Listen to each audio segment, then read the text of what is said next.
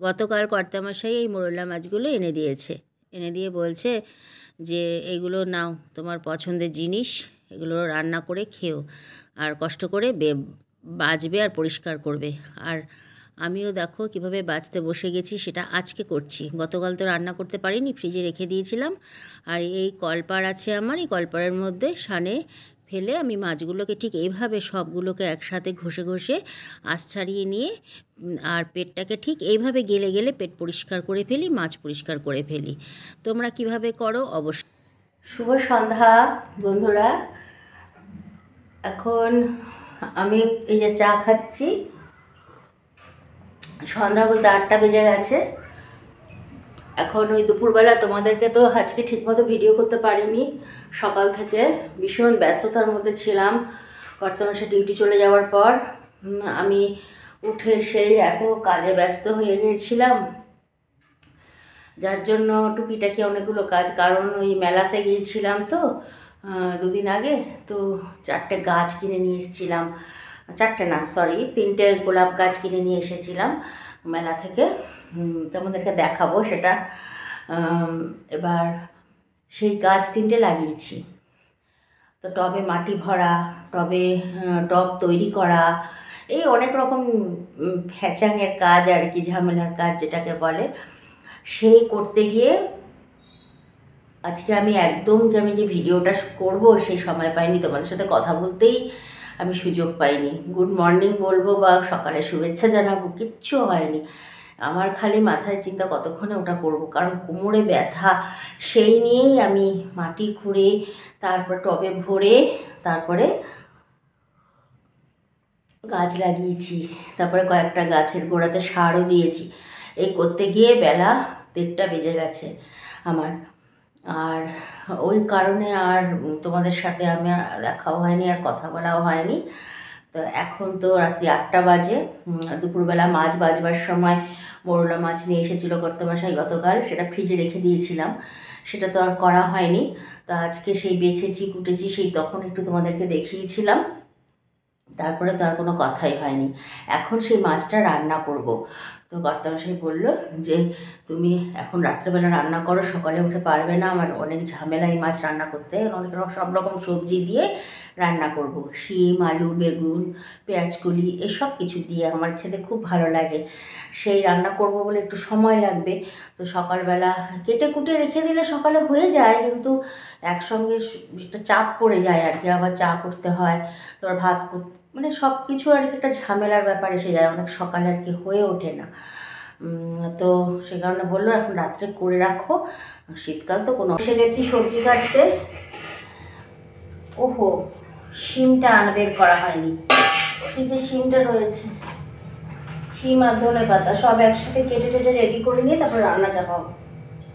ওটা পেঁয়াজ বের করে নিচ্ছি।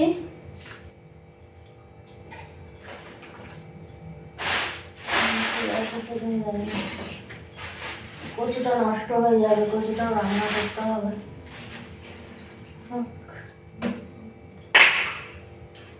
এই শিমটা নিয়ে আসি, আবার উঠতে পারি না, আমার তো ওঠা বসাটাই কষ্টের। এই হাঁটা চলার মধ্যে দিয়ে যতক্ষণ কাজ করব তাহলে ঠিক আছে, বুঝতে পারি না অত। এই বসলে আর শুলেই আমার কষ্ট, জানো তো। আমি এই যে বসে গেছি, মাটিতে বসা বারণ, ডাক্তার মাটিতে বসতেই নিষেধ করে দিয়েছে, কারণ বসলে আর উঠতে পারি না, আর বসছিও খুব অনেক কষ্টে, ধরে ধরে বসেছি।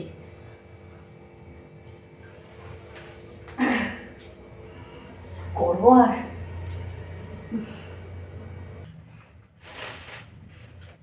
সব নিয়ে এলাম, এর মধ্যে মূলো আছে, শিম আছে, ধনে পাতাটাও নিয়ে আসলাম, একবারে সব কেটে টেটে রেডি করে বসিয়ে দেবো।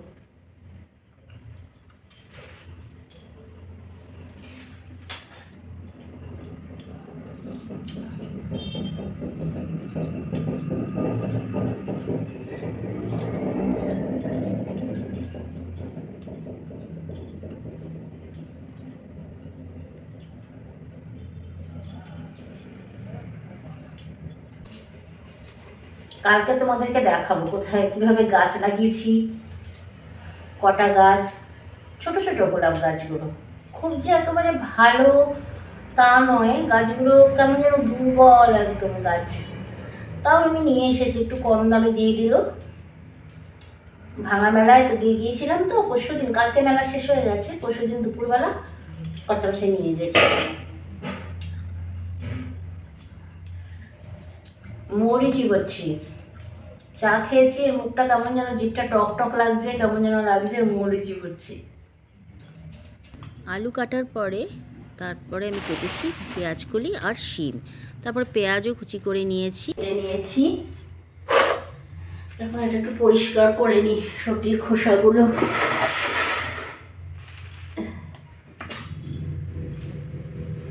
এটা নিয়েছি এখানে আলু মূলো, এই যে এগুলো এখন সব ধুয়ে ধুয়ে রাখবো। যাই হোক, এটা উঠিয়ে নিই।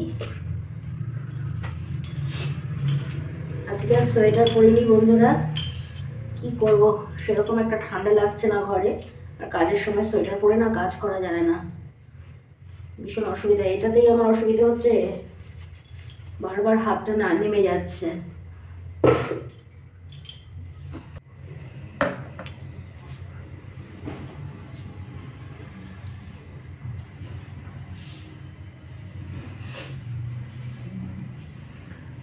সবজি কেটেছি তো, সবজির খোসাগুলো সব তুলে ফেললাম, জায়গাটাকে আমি মুছে দিলাম, জল জল পড়েছে, ঝাড় দিয়ে দিচ্ছি। ঝাড় দিয়ে দিলাম, বাইরে ঠান্ডা আছে বেশ ভালোই, ভালোই ঠান্ডা আছে গো। আমি তো সোয়েটার পরিনি, এখন ঠান্ডা লাগছে।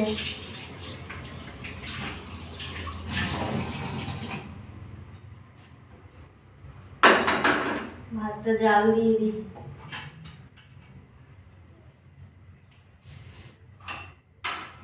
চা খেয়েছি, চায়ের বাসন ধুতে হবে।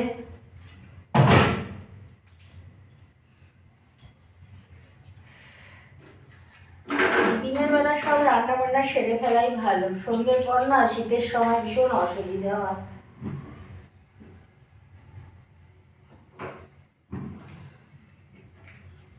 তেল ঢালতে হবে, ঠিক আছে, হয়ে যাবে মনে হচ্ছে।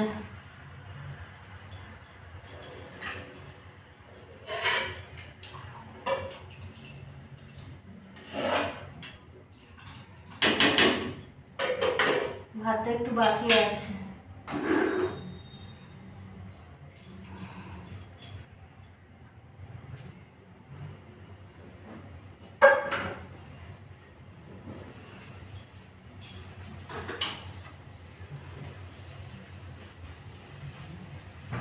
দুপুরবেলা মাছটা ভালো করে পরিষ্কার করে নুন হলুদ মাখিয়ে আমি ফ্রিজে রেখে দিয়েছিলাম, জানি তো রাতেই রান্না করতে হবে। তো এখন আর কোনো অসুবিধে হলো না, কড়াই বসিয়ে দিলাম, তেল দিয়ে দিলাম, তেল গরম হলে পরে এবারে মাছগুলো সব একসাথে দিয়ে দিয়েছি, তেল একটু বেশি করে দিয়েছি সেই জন্য মাছ আমার তেল গরম হয়ে গেছে, কালো জিরে একটু ফোড়ন দিয়ে দিলাম।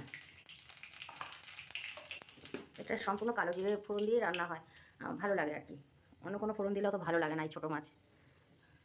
এখন এই মূলো আলুটা দিয়ে দেবো, যেগুলো শক্ত সবজি।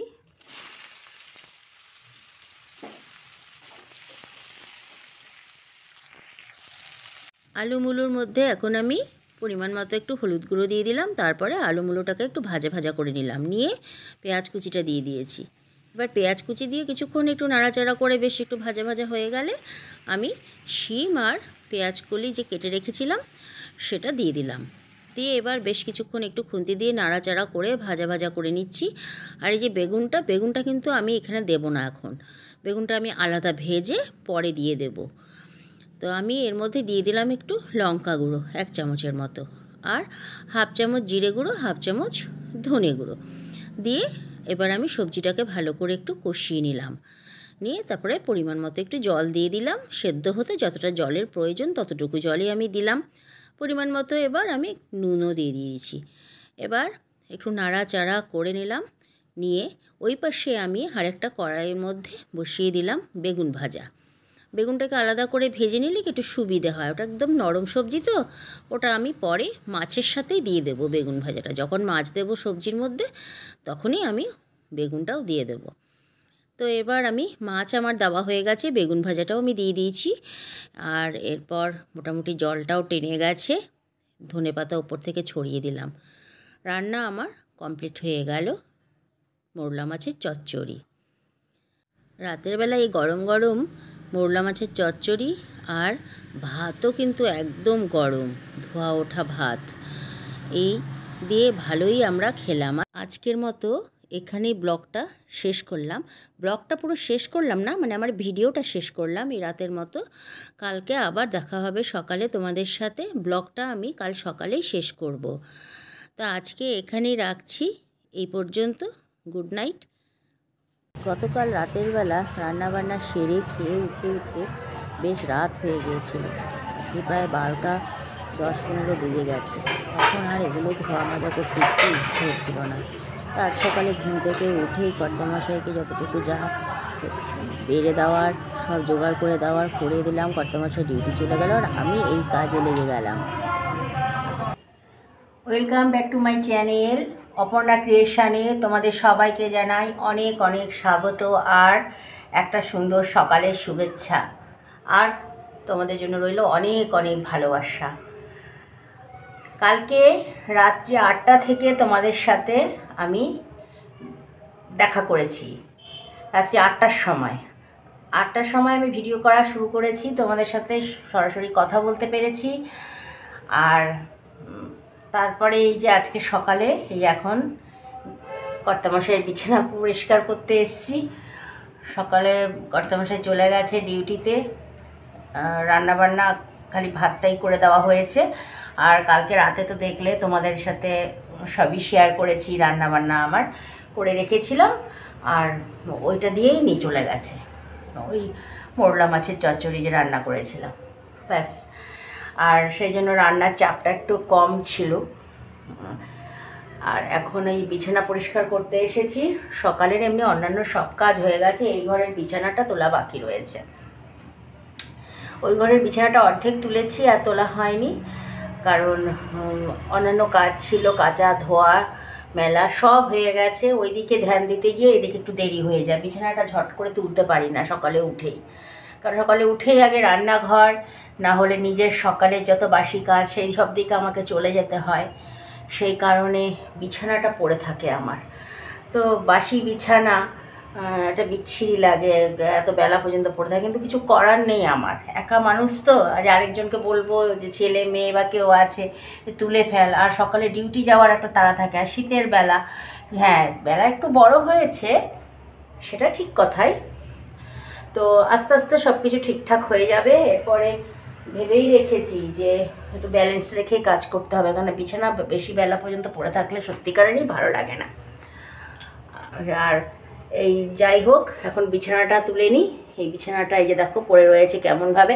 কালকে আমাদের কর্তামশাইয়ের খুব ঠান্ডা লেগেছে, বলছে একটা ব্ল্যাঙ্কেটে হবে না, ওই দেখুন আবার একটা কাঁথা নিয়ে নিয়েছে, যে সবুজ রঙের এটা কাঁথা বের করে দিয়েছি, ওটা গায়ে দিয়ে তারপর ব্ল্যাঙ্কেট গায়ে দিয়েছে। কি করবে আর, অনেক ঠান্ডা নাকি এত লাগছে। যাই হোক, ঠিক আছে বন্ধুরা, আমি কাজ টুকিটাকি যা যা যাবতীয় এখন কাজ বাকি রয়েছে সেগুলো করব, আর তোমাদেরকে সঙ্গে নিয়েই করব। একা একা তো ভালো লাগে না, এই জন্য একটু তোমাদের সাথে কথা বললে মনে হয় তোমরা আমার সাথেই আছো। ঠিক আছে, তাহলে কাজ করতে থাকি আর তোমরা আমার সঙ্গে থাকো একটু। আর অবশ্যই কিন্তু আমার পাশে থাকার চেষ্টা করো, আমাকে একটু ইন্ধন দিও, একটু যাতে আমার আগ্রহ আসে আর একটু কাজে আমি ঠিকঠাক মতো করতে পারি। শরীরটা সাথ দেয় না, তবুও চেষ্টা করি সঠিক সময় একটু এডিট করার। সেটা হয়তো পেরে উঠি না, কিন্তু এডিট করি, কষ্ট করেও এডিট করি আমি, যেমন করে হোক, বিনা সাহায্যে, কারো সাহায্য নেই না কারোর কাছ। বিছানা তোলা কমপ্লিট, পরিষ্কার পরিচ্ছন্ন করে ফেলেছি। আর এই যে এই ঘরটা অন্ধকার ঘুটঘুটে ভুতুরে ঘরের মতো লাগছে, এই যে তুলে ফেললাম, পরিষ্কার করে একদম ঝকঝক করে ফেলেছি। আর ওখানে পর্দাটাও ঠিকঠাক করেছি, খালি পাশে ওই এটা খুলে গেছে, এটা আমি লাগাতে পারবো না, কর্তামশাই এসে এটা ফিট করে দেবে। ওই ওপর থেকে খুলে গেছে, ওটা এত ঝাড়াঝাড়ি করেছি, ঝাড়ু দিয়ে পড়ে গেছে, আর পায়ে ব্যথা, উপরে উঠতে পারবো না। ঠিক আছে, ঘর দর পরিষ্কার পরিচ্ছন্ন সব কিছুই হয়ে গেছে। এখন তো খেলাম পাউরুটি ঝোলা গুড় দিয়ে, খেজুর গুড় ঝোলা, খেজুরের ঝোলা গুড় দিয়ে খেলাম। আজকে আমি পিঠে বানাবো রাত্রিবেলা, আমি আর কর্তামশাই দুজনে মিলে। তো তোমরা তো থাকবেই সাথে, দেখো। আর এই যে নিয়ে এসেছে কিনে এসেছে দুধ, খেজুর গুড়, এই যে নিয়ে এসেছে, আর চাল আছে, বাজার করে নিয়ে এসেছে চাল, মাসের গ্রসারি যে জিনিসপত্র সেগুলোও তো কিনে এনেছে, তার সাথে চালের গুঁড়িটা নিয়ে এসেছে। তো বললো যে আজকে পিঠে করবে। আমি কিন্তু নারকেল দেই না কোনো পিঠাতে, যেন নারকেলটা আনা হয়নি। আমাকে জিজ্ঞেস করেছিল, আমি নারকেলকে ভীষণ ভয় পাই, তো কারণ ভীষণ এখন বয়স হচ্ছে, তো আমি একা খাবো সেটা কথা না, যাকেই দেই না কেন, এখন অম্বলের একটা গ্যাস অম্বলের ব্যাপার সব ঘরে ঘরে, সেজন্য আমাদের ঘরে নারকেল ইউজ করি না, নারকেল ছাড়াই আমরা পিঠা বানাই এই বিগত 4-5 বছর ধরে। আর শাশুড়ি বেঁচে থাকতে নারকেল দিয়ে করা হতো। আর এই যে বাজার নিয়ে এসেছে আজকে অনেক কিছু, এগুলো নামাবো যখন তখন দেখাবো। এখন এইটুকুই দেখিয়ে দিলাম। আর এটা হচ্ছে ঘরের চাল, মানে ভাত করবার চাল, আর চালের গুঁড়িটা মনে হয় ভেতরে রয়েছে, আমি আর বের করলাম না, ওটা সন্ধেবেলায় বের করব। তো তোমাদের সাথে আবার দেখা হবে সন্ধেবেলা। এখনকার মতো ব্লগটা আমি এখানেই শেষ করছি। মোটামুটি অনেক বড় ব্লগ হয়ে গেছে, 15 থেকে 16 মিনিটের ব্লগ। তাহলে এখানেই রাখছি, আবার তাহলে দেখা হচ্ছে আবার একটা নতুন ব্লগে নতুনভাবে তোমাদের সাথে।